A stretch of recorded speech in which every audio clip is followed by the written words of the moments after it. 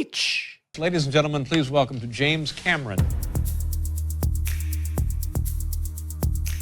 I almost bailed on being a filmmaker. It's about sitting in that big dark room with all those other people you don't know, and something's gonna come up on that screen that's gonna take you somewhere. I'm the king of the world. Boy, are we in for a treat. Today, we are going to be talking about an incredibly unique, very niche-y part of Cameron's filmography, as well as our special guest's filmography. And we're going to be highlighting a band that not a lot of people know about, unfortunately. I don't think it's, Martini Ranch. When you say that, I don't think a lot of people will know who you're talking about, but I think they should. Today, we're going to be celebrating Martini Ranch, but of course, we're going to focus on Reach, which is a music video that James Cameron himself directed. I know that's when I found that out, I also had to do a double take. It's such a weird thing that he did, but then of course it starts to make sense when you realize Bill Paxton is a part of Martini Ranch and the cast that was assembled for the music video. It just all starts adding up. But if anyone has not seen the music video, I'll make sure to have it linked in the show notes. Check it out. It's on YouTube, and give it a watch. It's a very unique thing. It's like a Western but there's like future technology. They have like television screens and stuff and DVDs or something. It's so bizarre. But before we bring in our special guest, of course, I just want to, cover the facts of Martini Ranch. This is a band that I believe only released one studio album. It was called Holy Cow, which is where Reach comes from. But it was founded and conceived by Bill Paxton and Andrew Todd Rosenthal, sorry. We're going to bring in our guest right now because we got to talk about this. It is a friend of the podcast, Jenette Goldstein. Hey. Okay, so when I reached out to you, you kind of seemed like, really, you want to talk about Reach? Because I can't imagine, because you go to cons all the time, bunch of conventions every year. How many people are coming up to you with LPs or studio albums from Reach and saying, "Can you sign this?" Never, actually. Never.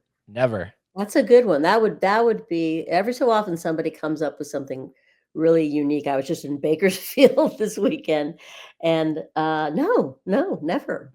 Well, I mean, it just goes back to the beginning where I don't think a lot of people first know about Martini Ranch, and secondly, I don't think that they know there is a music video to one of the songs from the album, and it's directed by Cameron. It has you in it. It has Paxton in it. It has Catherine Bigelow, I think, is in there, right? She's in there. It's just a who's who of Cameron people that you realize, because this happened after Aliens, correct? Yes, it has. God, I can't remember. Did it happen before Near Dark or after Near Dark? That was Catherine Bigelow's first film that I did with her. I think after. You know what? I can't even remember. I mean, it had, Bud Cort. It's crazy. I mean, you watch it and you can just see like every 80s person. Well, Mark Ralston from Aliens was in it. I just remembered that yesterday. I was with him. Oh my God, it had a lot of punk rockers in bands because Bill had been in the scene also. Friends, lovers, ex-lovers, everybody and anybody. It was great. It was amazing. I think even William Wisher is credited in there, and that's of course he helped write T1 and T2 with Cameron. Oh yeah. No. He Bill and Jim, they called everybody. I mean, it was all friends, everyone come and help do this thing. Right. We didn't know what we were getting into. I'm almost surprised that like Linda and Arnold aren't in it as well. Yeah, they must have been busy that weekend. It's really funny. I got to watch it again to see who, I recognize that I forgot. It's okay. So of course, I would have to ask Cameron, like, how did the idea come about to do a Western? Because, I mean, I guess when you listen to the song, it has the motifs and it has the the cues that you would hear in. This Bill was the one, who, I mean, I don't know how much he conceived it with Jim, but it was, the spaghetti Western. That was the whole idea. And it was like, as a takeoff on the spaghetti Western. In this kind of world that is sort of anachronistic, because you got the television cameras and things like that and the weird things, but it's, all the different tropes you have. Bill just loves Western. I mean, he always loved Westerns. And they just, went wild with it. We were told to show up. Actually, I forget. God, I don't even remember, because I was told, okay, there were most of the women, I should say, were like the floozy dancers in the saloon, right? The saloon dancers. And Bill's wife was one of them, and a friend of mine. And I was going to be the half-breed Indian tracker, that character that comes up. And I don't know how we came up with that one. So I think I got this wig, and because I knew how to use this knife. And you know what? It was after Near Dark. Of course it was, because I had learned how to use a butterfly knife for my role in Near Dark. So they were like, oh, okay, that's great. You could use it. So yeah, they got me a serape and a lot of dirt on my face. And yeah. Do you remember where exactly it was filmed? Yeah, it was up, not exactly. I know I'd make a mistake, but it was up, in outside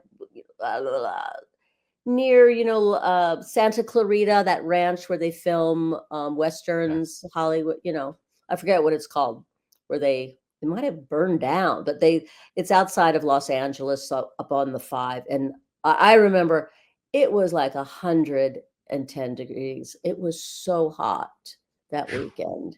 I mean, that's like the only thing I remember, was just everyone just trying to find shade. It was horrible. Seriously, everybody check out the music video for this, because it's there's some wild stuff that's going on. And I think the thing that stands out to me, and I don't know if you have any memories of it, but there's a moment in the music video where Paxton is literally buried under sand, it looks like, and his head is sticking out, and there's like a spider crawling across. It's a tarantula, like a real crawling all over him. I mean, I think he took all these bits from all these, the great, Western, spaghetti Westerns specifically, and they all appear all in this one video. And him and Andrew are the mariachis that are, they're the mariachi band, and they're being chased by this band of, I'm one of them, these band of outlaw women. So one is me, is the half-breed, and then Catherine Bigelow is great. She's the leader, and she's the Clint Eastwood in High Plains Drifter. And she kind of has that kind of sharp Clint Eastwood look, so she's got the cigarillo and the serape. So she's that character, you spot it. And then she's got these other gals, a couple of bodybuilders, this girl, this singer who passed away unfortunately soon after from cancer, named Bobby Bratt. She's like had this huge, this is before tattoos were, everyone had to have a tattoo, but she had this massive tattoo on her arm of the American flag and the eagle. She was so cool. And there might have been somebody else, but we were, the outlaws, and we were chasing these dudes. And that was the point, was that we had to get them and rope and tie them. And it was completely silly. And, and then the girls, the saloon dancers, and it was fun. Do you think, because clearly you specifically did it because you were familiar with Cameron, and you were also familiar with Catherine Bigelow, and you had great experiences on both of their films, right? Oh yeah. No, I mean, okay, so this was post, I had, God, by that time, I'd known Jim and Bill Paxton and Catherine Bigelow, and I knew Bill's wife. I mean, I knew the whole, it was a whole cohort of people. We hung out together, and I knew Andrew. I knew Andrew was his roommate. This was a long time ago. Andrew Todd. Yeah, I knew him too. I mean, he was in a band. They were, and so they said they're going to make this music video. MTV was, a happening thing, and Right. they said, Cameron's going to direct it. And I'm like, sure. There was also the owner. What is she? She was this great store called Brat, and it's still there in Santa Monica, punk rock store where all the punk rock shopped. And husband and wife, their kid, they just had a newborn baby who now is, obviously 30 years old, 35.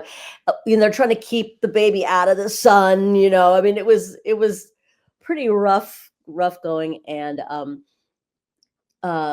Cameron's brother, who he works with all the time, had designed this. They got this like helicopter like object, I think, because it didn't look like any helicopter I had known, and it didn't have a door on it, and he hung off the side of it, filming it. This was Cameron. Right. He hung out and kind of, I guess maybe he tied himself, roped himself with a belt. I remember they did they screened it at a memorial for Bill in Hollywood, and Jim was there, and he had spoken about how insane that was, hanging outside, to get the shot. And it was just done in 2 days. 2 days. Yeah, Wow. 2 days. Yeah. Wow. See, the reason I ask, because do you think you would have done this kind of thing had it been somebody else, had it been a different director, different, co-stars? Do you think you would have also been like, hey, you know what? It's something unique. It's a music video.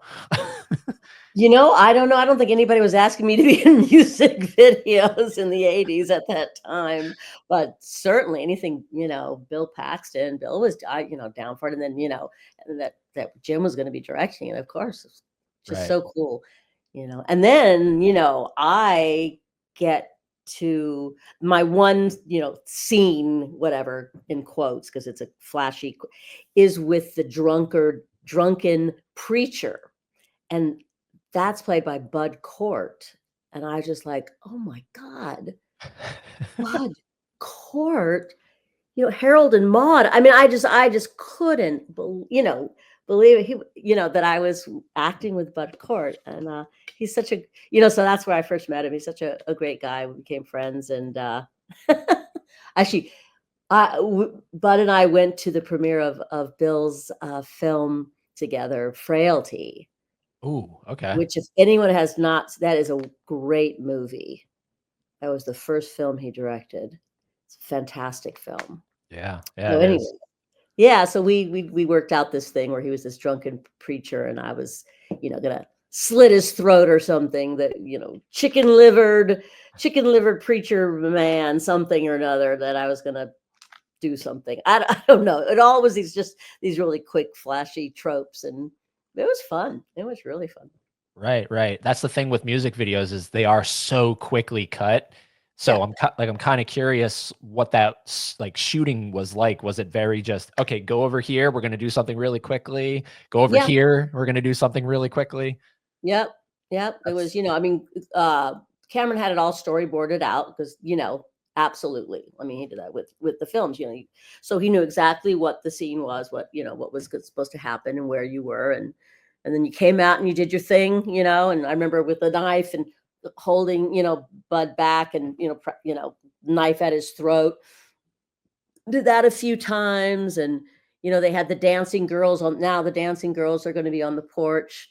A really good friend of mine was one of the Charlotte Woofington, who also, she was an actress, and she was on the porch. That was fun. All the girls, I got to wear the bloomers and all of that.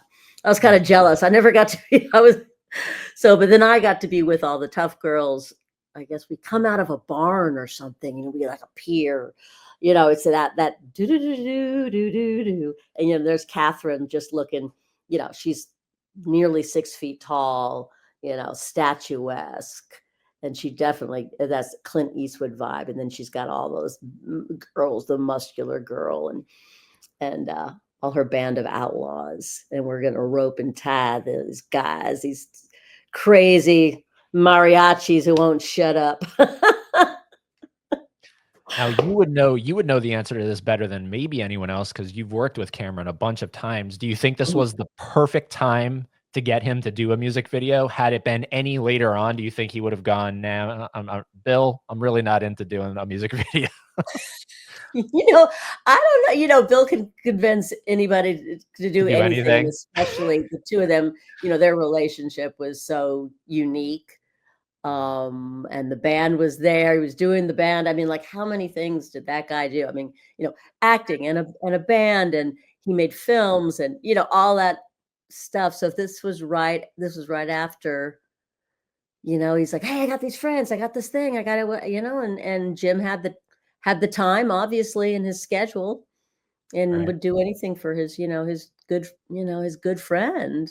Sure, I'll direct your music video, of course. That's wild. That's You so know, wild. Definitely couldn't get him to do it right now, I don't think. uh, a music video. Hey, do you wanna pause Avatar really quickly? You wanna go do a music video? If it Um, were for if it were for a really good friend, I you mean, might. that's kind of how you can see people. Oh, he always works with the same people, or will many of them appear, and all of that. I mean, that's kind of what he does. If you were good to him, and he respected your talent, or your technical ability, anything like that, it didn't matter if you were famous, you never were famous. What it was like, hey, you know I want to do this, and I'd like to work with you. That's how he is. Yeah, no, I was a couple days ago, I recorded an audio commentary for Titanic, and I had, Mhm. Alexandra Boyd, who, was on the roundtable that we did together, and we Right. were watching the whole film start to finish, and Mhm. midway through, it dawned on me that one of the other extras in the film is, Trisha O'Neill, and she is from Piranha 2: The Spawning. Oh, I know. I met her. Yeah, no, she told me we were talking at the shoot. And she said, "Oh yeah, I did Piranha 2. That's where he met me." And I was like, that was so cool. Like I don't know if that was her only credit, but I'm sure it was not. But I mean, I thought that's Yeah, it's just a here's these. testament to even because I know Cameron kinda doesn't like to talk about Piranha, and he's iffy on Piranha, but it's neat that he even brought somebody from that film to Titanic, you know what I mean? Of course he did. Of So, he course he did. definitely loves working with the same people in front, behind the camera. Van Ling, of course, we love Van.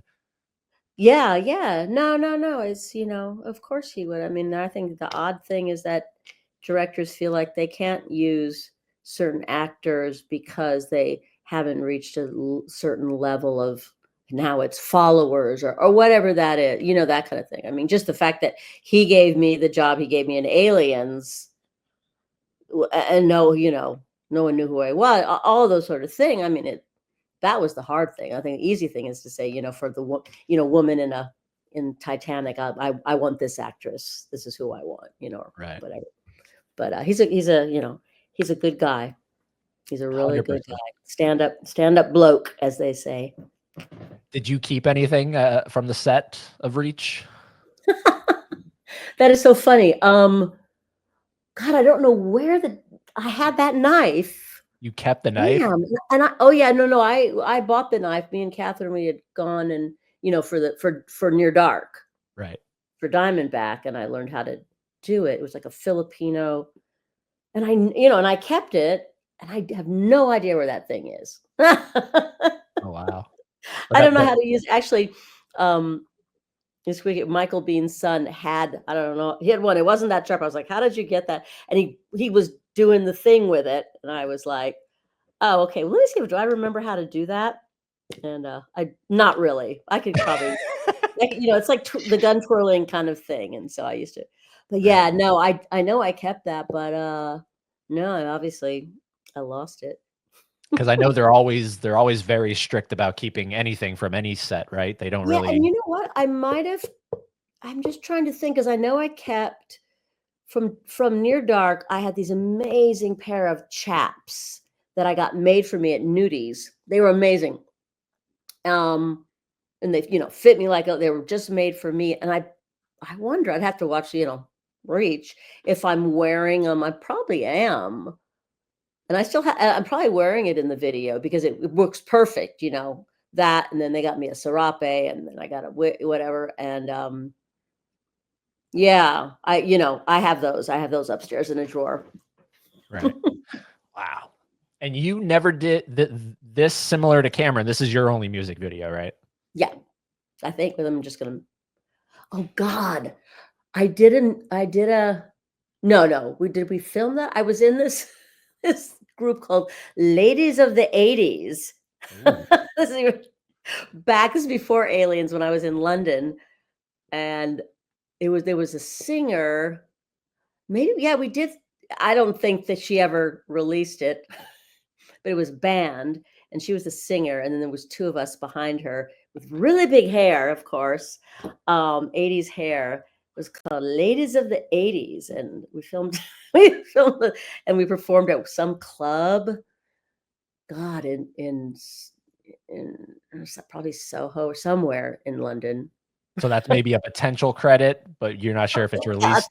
the picture. If anybody could find the picture, that it's hysterical. It is real. I think I have the big hair, the head, the headband you Oh wore, yeah. and yeah. I look foxy. I love that. Ladies of the '80s. That sounds like I don't know, just sounds like something you would like not in a bad way. It sounds like something you would see on SNL or something like you know what I Oh, mean? Like it definitely was. It was an SNL, and I mean, I thought it was such a joke. It was funny. I just laughed. I mean, it was. I love that picture. It's hysterical. was that something you were thinking about doing going into music? No, it was a job. It was a job. It was before I was in it. It was because they wanted someone with muscle or sleek and sexy and whatever, and you're in dancing, and I'd auditioned for anything. I was in an opera, a Handel opera.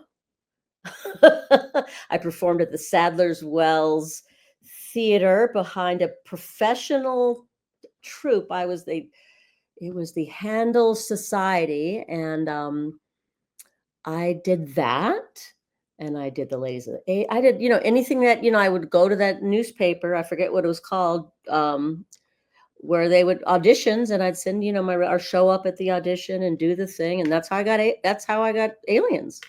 Right. But before that, background singer and a chorus, dancer and a tacky video. God, what? Then I did lots of little plays in pubs, and God, I did a pantomime. They're called a pantomime. It's like a children's Christmas musical, Sleeping Beauty in Space, which we toured. Yeah, you're actor. You just you whatever job there is, especially you're starting out. Build your credits. So Oh, of course. Yeah. there was not much cash involved. Maybe a little, maybe tube fare. Well, that's kind of a similar story. Yesterday I spoke to Carl Toop Oh, Carol. from Aliens, and Mhm. of course that's his only film credit. I thought he had more film credits that I wasn't aware of, and he's like, no, that's the only film I ever did. He was It's a dancer, right? right. Yep. Dancer, singer, yeah. Mhm. Yep. And now he's really focused on his chef work, and Yes, in France, so. yeah.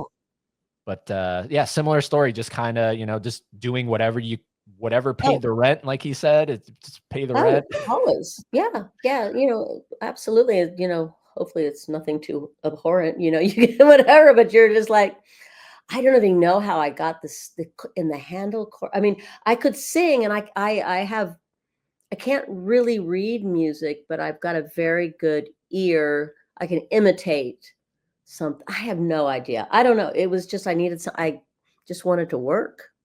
So Right. I completely forgot about that. Oy. There we go. There we go. Well, I mean, Reach is to bring it back to Martini Ranch as Yeah.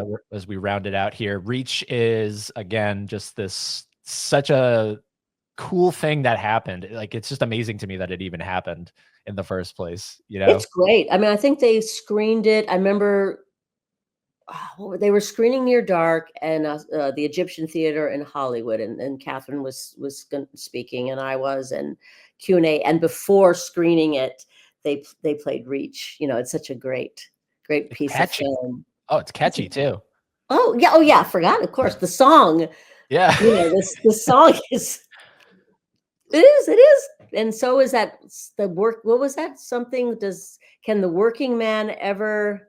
Can the working man how can the laboring man find time for self-culture?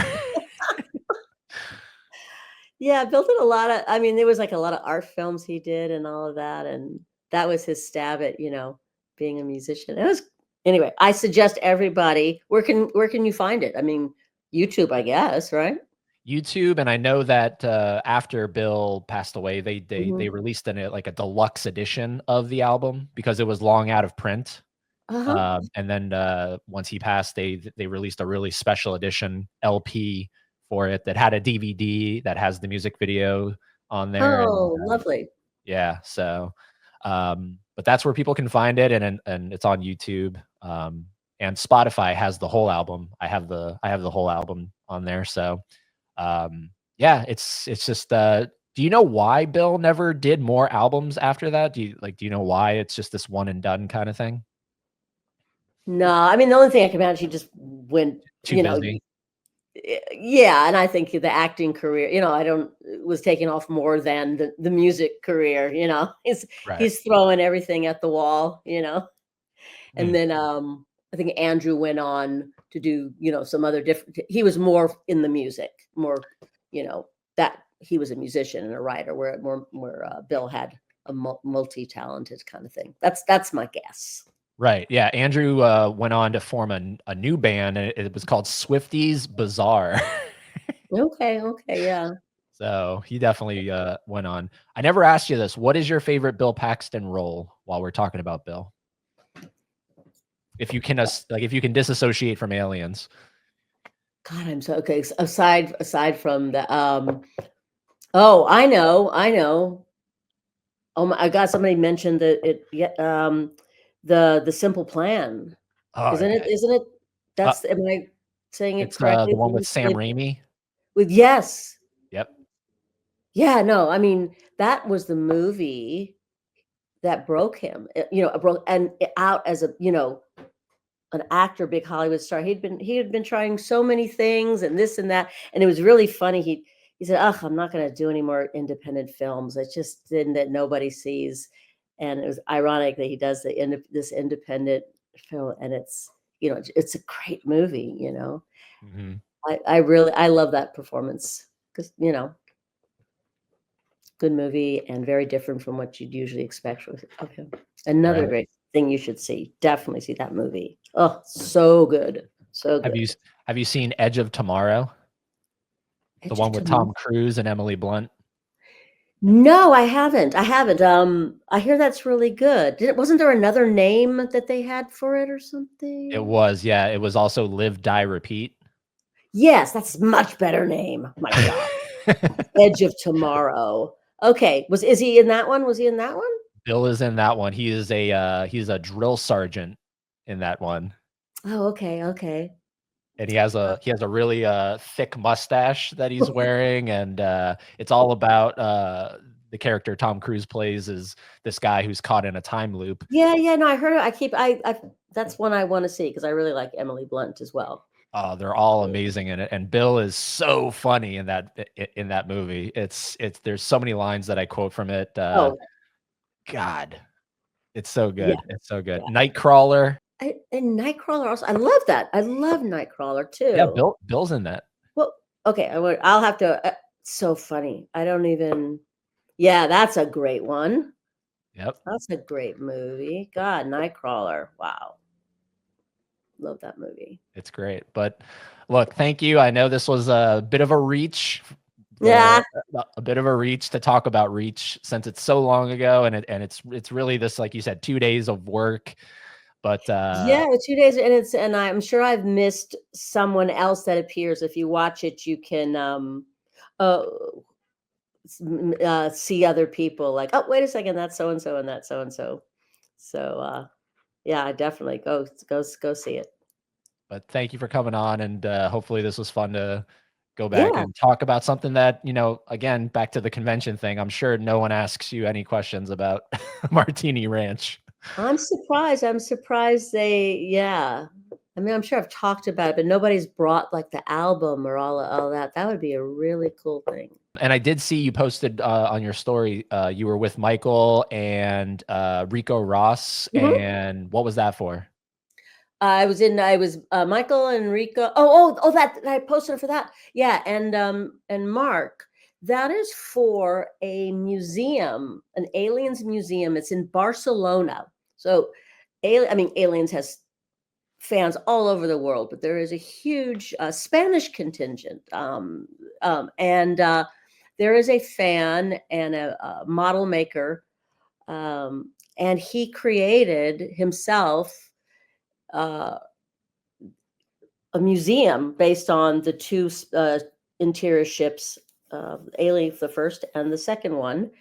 And it's been so successful. He has props there and things too, but it's absolutely so successful through visitors to Barcelona that they have gotten a building nearby. I was there and I saw it's huge, and they're gonna do more, like do Dune, and so they're having a GoFundMe for the alien. So if you look at the Alien Museum, it's in Barcelona. They have a GoFundMe. I should have thought of what the link is, but I'm sure you can find it. It's really really something. Fede Alvarez was there, the director of the Aliens, Romulus, and so and they're just really wonderful guys. One owns a computer store, another one, they're just ultimate fans and really really talented, and they recreate uh, the interior. They've collected things over the year. They're like major collectors. So if you ever want to see the original this and the original that, you go to Barcelona. There's worse places to go visit. They're the real deal, and they did a really good job with their pitch deck. I had reached out to Gail Ann Hurd about these guys, they're really wonderful people, and um, because he was worrying maybe that the studio might get, they're just normal guys, and so he wanted some backing from the people who actually were involved in the making of the original Alien and the new Romulus, and so Right. Which, by the way, have you seen Romulus? And then I and have, then I have. I'll let you go. I liked it. I liked it. I liked the feel of it. It had got back to all that, and I thought the two leads were really good, and it was certainly like the body horror. It was exciting. It was good. I was hoping there was going to be a little more connecting the from Alien to Aliens, and I don't know. I don't know why I thought that her daughter, like she said, her daughter she left at home who died, was going to be somehow brought into it, but no, it's good. It's like a YA version of Right. the series. Right. But yes, I think it is better than the other one I saw. I've seen Alien, Aliens, and I've seen God, Prometheus, not the other one. Alien Covenant, Yeah, the one that Ridley Scott did recently, the yeah. 2017 one. Yeah. I didn't, the one where there's a scientist and I don't even know what they are. That's the problem. Were they armed? Were they, you know? Yeah. No, I didn't like that. And I have not seen uh Alien 3 or 4. Yeah, me neither. And I mean, that's Oh, really? really the only reason I saw Romulus was because it was kind of in between 1 and 2. Yeah, no, it sounded really good. And I went with a bunch of friends in the movie theater, and I really enjoyed it. I really enjoyed it. Yep. Really, really did. Yeah. Well, again, thank you. I could Okay, talk to you for hours, sure. but I want to respect your time, and Thank you. thank you for coming back to the podcast. Sure. All All right. right, we'll talk Take again. care. Bye. Oh my God, she's amazing. I love Jenette Goldstein. To wrap up this episode, I just wanted to first and foremost say thank you again. I can never not continue to say thank you, Jenette. Super generous with her time. And secondly, check out Martini Ranch Reach. Pick up the album if you can. Stream it. Spotify has it. I'm sure some other platforms have it as well. Everybody, I hope you enjoyed this episode. I know it was fun for me. I hope it was fun for you. Go listen to Reach.